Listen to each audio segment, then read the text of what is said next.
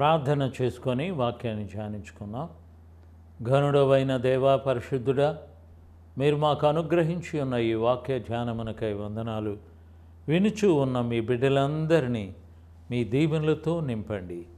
వాక్యాన్ని అర్థము చేసుకోవడానికి తగురీతిగా మీ కృపను దయచేయవలసి ఉన్నదిగా రక్షకుడైన యేసు పరిశుద్ధ నామమున బ్రతిమాలి అడుగుచూ ఉన్నాము తండ్రి, ఆమేన్.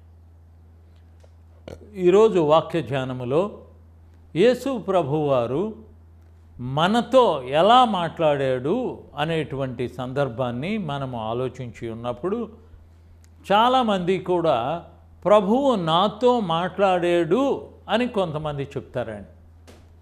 కొంతమంది కలలలో మాట్లాడాడు అని చెప్తారు. కొంతమంది స్వరంతో మాట్లాడాడు అని చెప్పుతూ ఉంటారండి. కానీ ఒక్కటి మాత్రము వాస్తవం, అదేంటంటే దేవుడు మనతో మాట్లాడునా అనేటువంటి ప్రశ్నను ఈరోజు మనం గమనించుదామండి. దేవుడు మాట్లాడుతాడు, ఎలాగ మాట్లాడాడు అని మనము ఆలోచించినటువంటి సమయంలో ఒకానొక భక్తుని యొక్క జీవిత చరిత్రలో ప్రభువు ఎలా మాట్లాడి ఉన్నాడో చదువుకున్నామండి. ఆ మాటలను మనము ఆలోచించి ఉన్నప్పుడు మనతో కూడా ప్రభువు ఈ విధముగా మాట్లాడుతున్నా అని ఆలోచిస్తారండి. అపోస్తుల కార్యము 9వ అధ్యాయము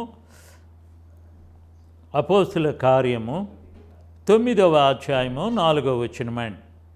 అప్పుడు అతడు నేల మీద పడి, దానికంటే ముందుగా కొంత దూరము వెళదామండి.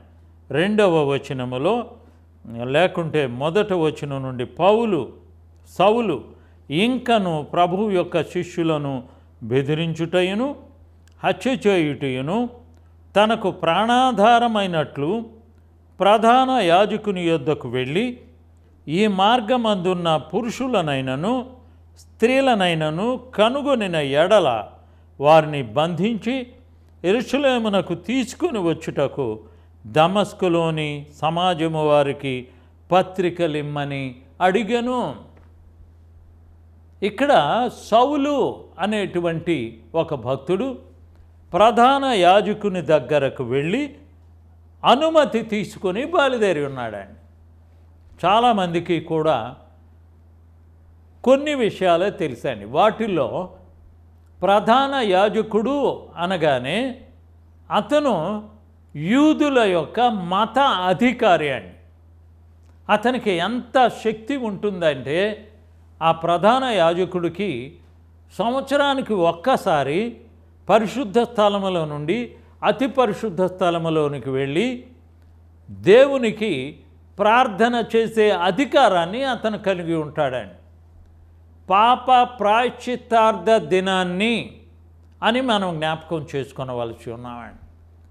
పాపములు ప్రాయశ్చిత్తము చేయబడినటువంటి దినమండి. చాలామంది కూడా అనుకునేటువంటిది ఏంటంటే యూదులకు 3 ముఖ్యమైనటువంటి పండుగలు ఉన్నాయండి.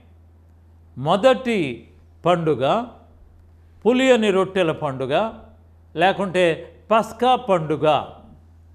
రెండవది వారముల పండుగ. ఈ పండుగ అయిపోయిన తర్వాత 50వ రోజున జరిగేటువంటి పండుగ.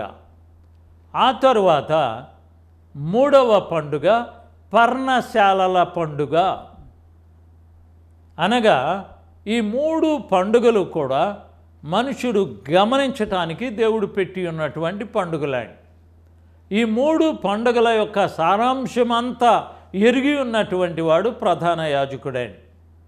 ప్రధాన యాజకుని యొక్క సంతానము ఏంటి అని మనం ఆలోచించి ఉన్నట్లయితే మోషే యొక్క అన్నయ్య అయినటువంటి అహరోను వంశస్థులకే దేవుడు ఈ ఆధిక్యతను ఇచ్చి ఉన్నాడండి. అయితే మనము చూడవలసి ఉన్నటువంటిది ఇక్కడ సౌలు అనేటువంటి ఒక భక్తుని యొక్క జీవిత చరిత్రను మనము ఆలోచించి ఉన్నప్పుడు సౌలు ఇంకను ప్రభు యొక్క శిష్యులను బెదిరించుటకును హత్య చేయుటకును తనకు ప్రాణాధారమైనట్లు ప్రధాన యాజకుని యొద్దకు వెళ్ళి, ఈ మార్గమందున్న పురుషునినైనను స్త్రీలనైనను కనుగొనిన ఎడల వారిని బంధించి యెరూషలేమునకు తీసుకుని వచ్చుటకు దమస్కులోని సమాజము వారికి పత్రికలు ఇమ్మని అడిగాను. అతను తీసుకొని ఉన్నటువంటి నిర్ణయము చాలా గట్టిదే. ఎందువల్లంటే అంతకుముందే అతను ఒక భక్తుణ్ణి రాళ్లతో కొట్టించి చంపించి వేసి ఉన్నాడని. ఆ భక్తుని యొక్క చరిత్ర మనం ఆలోచించి ఉన్నప్పుడు 7వ అధ్యాయము 59వ వచనములో ప్రభువును గూర్చి మొరపెట్టుచు, యేసు ప్రభువా, నా ఆత్మను చేర్చుకొనుమని స్టెఫను పలుకుచూ ఉండగా వారు అతనిని రాళ్లతో కొట్టిరి.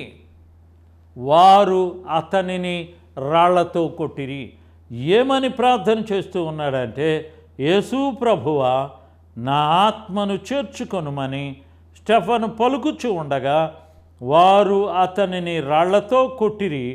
అతడు మోకాళ్ళూని, ప్రభువా, వారి మీద ఈ పాపము మోపకుము అని గొప్ప శబ్దముతో పలికెను.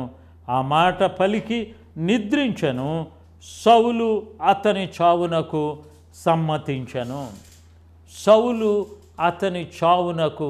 సమ్మతించెను. ఎంత విచారకరమైన విషయం అంటే, చాలామందికి అర్థం కానటువంటి సందర్భం ఏంటంటే, స్టెఫను ఎవరికి ప్రార్థన చేసి ఉన్నాడు?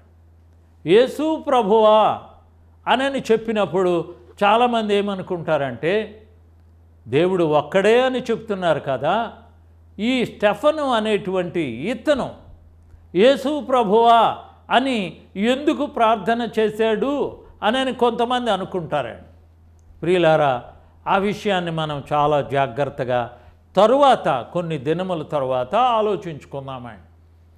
కానీ ఇక్కడ సౌలుకు ఉన్నటువంటి బలం ఎలాంటిదయ్యా అంటే, అతను దగ్గర ఉండి ఆ మాటలను మనం చూస్తూ ఉన్నప్పుడు, సౌలు అతని చావునకు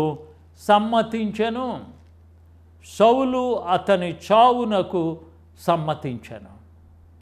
అలాగనే ఇక్కడ కూడా 9వ అధ్యాయము, అపోస్తుల కార్యము 9వ అధ్యాయములో 2వ వచనములో, ప్రధాన యాజకుల యొద్దకు వెళ్ళి ఈ మార్గమందున్న పురుషులనైనను స్త్రీలనైనను కనుగొనిన ఎడల వారిని బంధించి యెరూషలేమునకు తీసుకొని వచ్చుటకు దమస్కులోని సమాజము వారికి పత్రికలిమ్మని అడిగాను. అతనికి అంత గొప్ప ఆధిక్యతను ప్రధాన యాజకుని దగ్గర పొంది ఉన్నాడని. అయితే ఆ ప్రధాన యాజకుడు ఏమిచ్చి ఉన్నాడు అని మనం ఆలోచించి ఉన్నప్పుడు, అతనికి మనుషులను చంపినప్పటికీ కూడా అపరాధము లేదు అనేటువంటి పత్రాన్ని అతను పొంది ఉన్నాడని. స్టెఫన్ ఏ విధంగా చంపబడి ఉన్నాడు అనే తీర్పు తీర్చబడలేదు. ఎందువలనంటే అతనికి ఆ అధికారం ఉన్నదండి. అలాగనే అలాంటి అధికారాన్ని తీసుకొని సౌలు బయలుదేరినటువంటి సమయంలో 3వ వచనము 9వ అధ్యాయము అపోస్తుల కార్యము 3వ వచనములో, అతడు ప్రయాణము చేయుచు దమస్కు దగ్గరకు వచ్చినప్పుడు అకస్మాత్తుగా ఆకాశము నుండి ఒక వెలుగు అతని చుట్టూ ప్రకాశించెను. అప్పుడు అతడు నేల మీద పడి, సౌలా సౌలా, నీవేళ నన్ను హింసించుచూ ఉన్నామని తనతో ఒక స్వరము పలుకుట వినెను. ప్రభువా, నీవెవడవని అతడు అడుగగా ఆయన, నేను నీవు హింసించుచూ ఉన్న యేసును, లేచి పట్టణములోనికి వెళ్ళుము, అక్కడ నీవు ఏమి చేయవలనో అది నీకు తెలుపబడునని చెప్పెను. అతనితో ప్రయాణము చేసిన మనుషులు ఆ స్వరమును వినిరి, కానీ ఎవనిని చూడక మౌనులై నిలువబడిరి. సౌలు నేల మీద నుండి లేచి కన్నులు తెరిచినను ఏమీను చూడలేకపోయెను. కనుక వారు అతన్ని చేయి పట్టుకొని దమస్కులోనికి నడిపించిరి. ఇక్కడ మనము గమనించవలసిన విషయం ఏంటంటే, సౌలు అనేటువంటి ప్రభువుని నమ్మి ఉన్నటువంటి సహోదరుని యొక్క సాక్ష్యము ఇక్కడే మొదలవుతూ ఉన్నదండి. అతను యేసు ప్రభువారి యొక్క స్వరాన్ని విని ఉన్నాడు.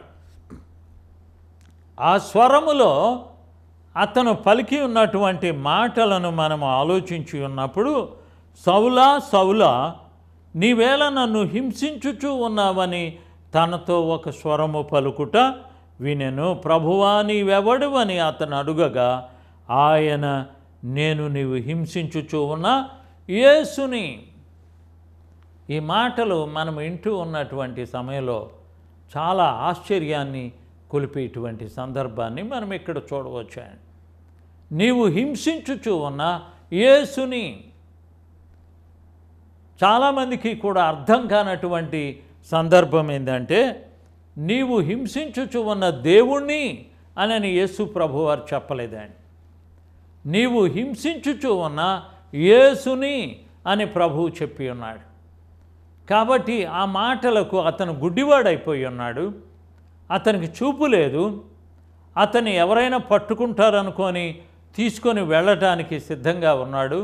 ఆ సమయంలో అతన్ని పట్టుకొని దమస్కు పట్టణంలోనికి తీసుకొని వెళ్ళాడు.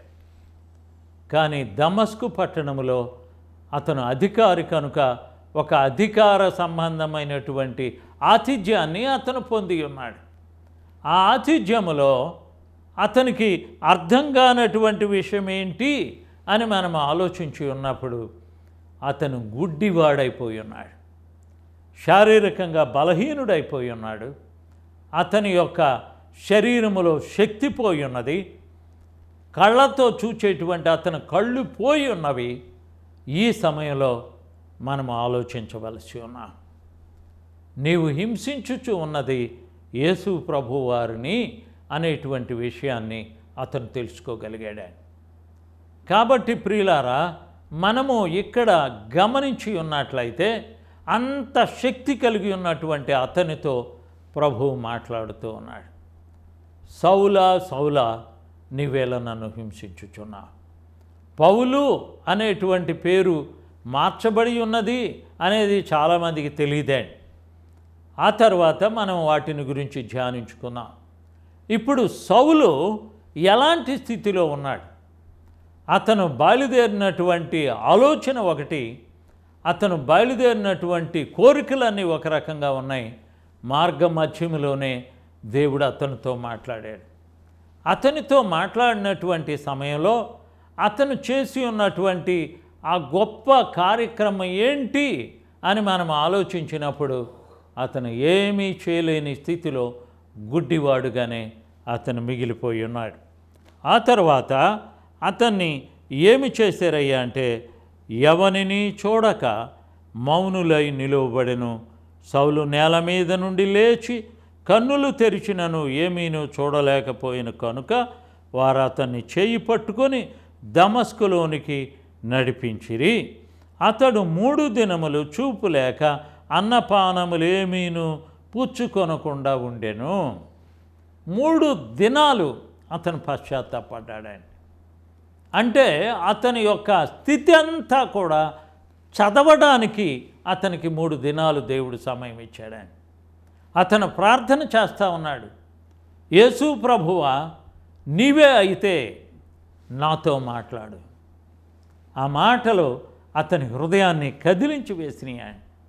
ఎందుకంటే అతను ఆ స్వరాన్ని విని ఉన్నాడు కాబట్టి, ఆ వెలుగును చూచి ఉన్నాడు కనుక ఆ వెలుగు అతని కన్నులకు అంధత్వాన్ని కలుగు చేసి ఉన్నాడు. గుడ్డివాడైనటువంటి సౌలు అనే భక్తుడు దేవునికి ప్రార్థన చేస్తూ ఉన్నాడు. అతను ప్రార్థన చేసేటువంటి సమయంలో, యేసు ప్రభువా నీవు రక్షకుడివి అనే విషయాన్ని తెలుసుకునే వరకు కూడా అతను ప్రార్థన చేశాడు. అతను 3 దినాలు ప్రార్థన చేశాడు. ఆ తర్వాత 3 దినాలు గుడ్డిగానే ఉన్నాడు. అతను మంచినీళ్ళు కానీ ఆహారము కానీ ఏమీ తీసుకొనలేదు అనేది మనకి ఇక్కడ స్పష్టంగా చెప్పబడుచు ఉన్నదండి. అంటే అతను ఇంకా ఏడుస్తూనే ఉన్నాడండి.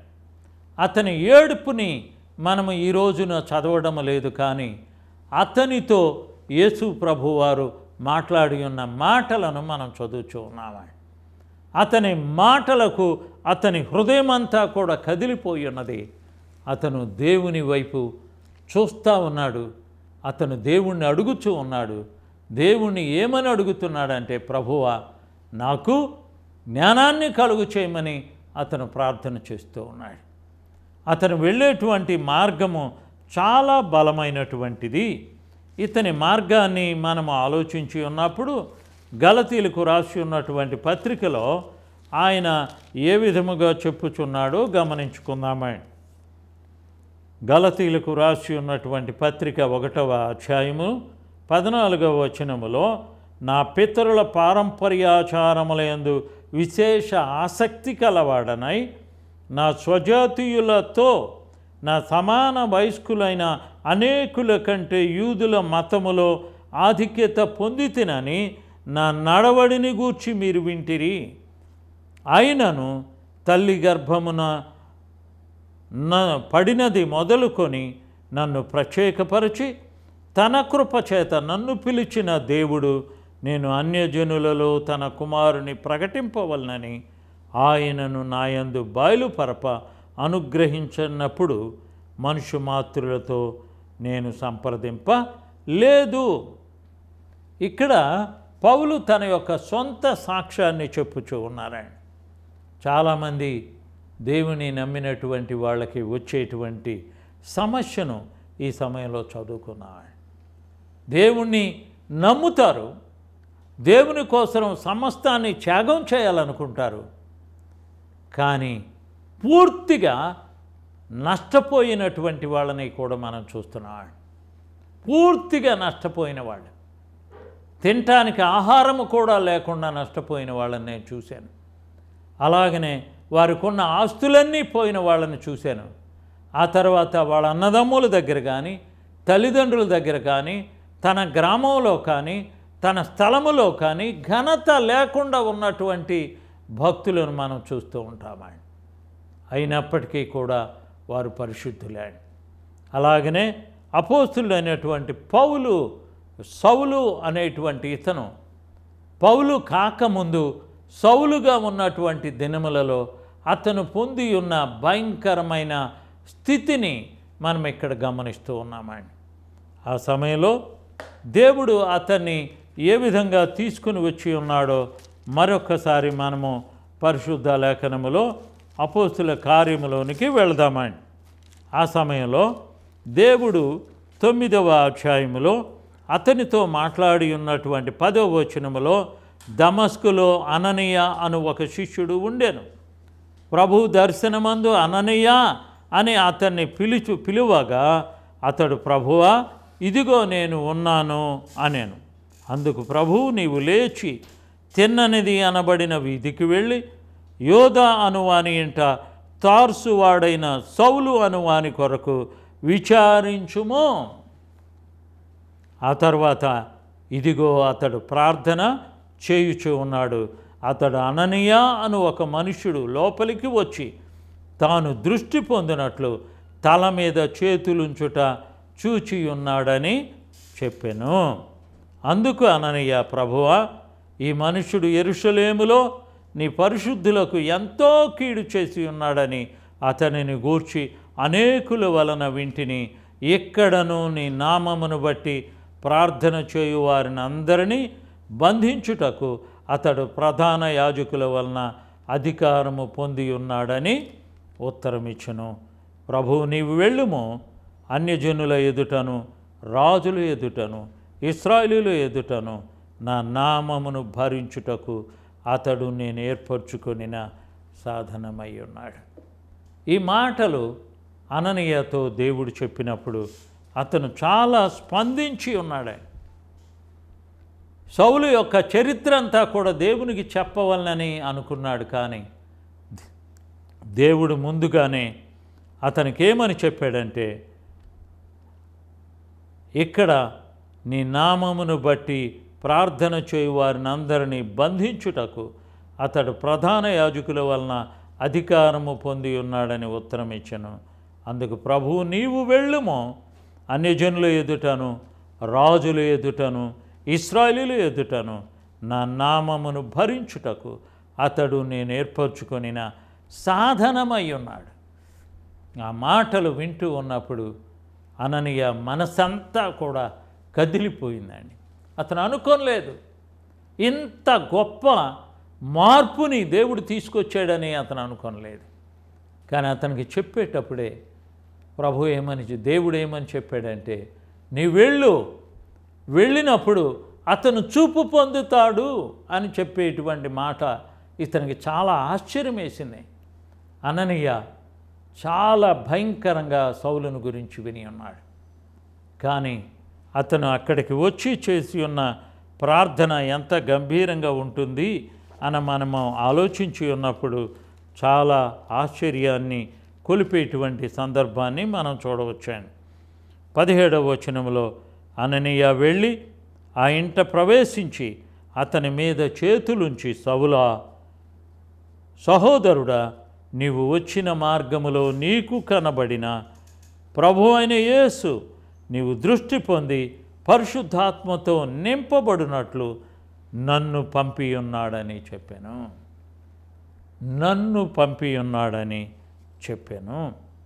అప్పుడే అతని కన్నుల నుండి పొరల వంటివి రాలగా దృష్టి కలిగి లేచి బాప్తిసము పొందెను. తర్వాత ఆహారము పుచ్చుకొని బలపడాను. కాబట్టి మనము ఆలోచించుకున్నాం, ఇక్కడ చెప్పబడి ఉన్నటువంటి విషయం ఏంటంటే, భక్తుడైనటువంటి అననీయ దేవుని దగ్గర అడిగాడు, అయ్యా అతను చాలా క్రూరమైన వాడని. కానీ దేవుడు ఏమన్నాడంటే, అతన్ని నేను ఏర్పరచుకున్న సాధనము. కాబట్టి మన జీవితాల్లో యేసు ప్రభువారు ఎలాంటి రీతిగా మాట్లాడతాడో మనకి చాలామందికి తెలియదండి. సౌలు కూడా అనుకున్నాడు, చాలా క్రూరంగా అతను దేవుని బిడ్డలను చంపించి వేసి ఉన్నాడు. స్టెఫను అనేటువంటి భక్తుణ్ణి దగ్గర ఉండి రాళ్లతో కొట్టించి చంపించి వేసి ఉన్నాడు. కానీ అలాంటి కిరాతకమైనటువంటి భక్తుడైన సౌలుతో దేవుడు మాట్లాడినప్పుడు అందరూ కూడా ఆశ్చర్యపడ్డారు. ఏంటంటే, అతని చుట్టూ ఉన్నటువంటి మనుషులందరూ స్వరాన్ని విని ఉన్నారు, కానీ అతని శరీరములో వచ్చినటువంటి మార్పును గమనించలేకపోయారు. అతను గుడ్డివాడైపోయాడు. అతను గుడ్డివాడైనందుకు బాధపడలేదు, కానీ అతను దేవుడు అతనితో మాట్లాడిన స్వరాన్ని విని చాలా ఆశ్చర్యపడి ఉన్నాడు. అలాగనే మన జీవితాల్లో కూడా మనం ఒక్కసారి గమనించుదాం. మనతో దేవుడు మాట్లాడినప్పుడు మనలో ఎంతమంది దేవుని యొక్క స్వరాన్ని వినడానికి సిద్ధపడుచు ఉన్నామో ఆలోచించవలసి ఉన్నాం. ఆ స్వరాన్ని విని ఉన్నటువంటి సౌలు, అతను దేవుని యొక్క మాటలు యందు ఆనందపడి ఉన్నాడే, కానీ ఆయనలో ఉన్నటువంటి తన లోభత్వాన్ని, తన లోటుని గమనించుకొని 3 దినాలు ప్రార్థన చేసి ఉన్నట్లుగా మనం తెలుసుకొనవలసి ఉన్నాం. కాబట్టి అక్కడికి అననీయ వెళ్ళి ప్రార్థన చేసి ఉన్నప్పుడు అతని కన్నుల నుండి పొరలు రాలిపోయి అతను చూపును పొంది ఉన్నాడు. కాబట్టి ప్రియులారా, వాక్యాన్ని వినేటువంటి ప్రతి ఒక్కరు కూడా ఈ విషయాన్ని తెలుసుకొని ప్రభువునందు సంతోషపడవలనని ప్రభు పేరట మనవి చేస్తూ ఉన్నాను. ప్రార్థన చేసుకున్నాం. ఘనుడవైన దేవ, సౌలా సౌలా అని పిలిచి అతని యొక్క హృదయాన్ని మార్చివేసి అతన్ని గ్రుడ్డివాడుగా చేసి ఉన్న దేవుడు అని తెలుసుకొని మేము మీ మాటలను గౌరవించి మీ చిత్తానుసారముగా జీవించుటకు మీ సహాయమును మాకు దయచేయవలసి ఉన్నదిగా. పరిశుద్ధుడా, వాక్యమును వినుచూ ఉన్న ప్రతి బిడ్డ కూడా మీరు ఎలా మాట్లాడతారో తెలుసుకొని వారి జీవితాల్లో మీకు ఇష్టలుగా జీవించుటకు సహాయమును దయచేయమని రక్షకుడైన యేసు పరిశుద్ధ నామమున బ్రతిమాలి అడిగి వేడుకుంటూ ఉన్నాము తండ్రి.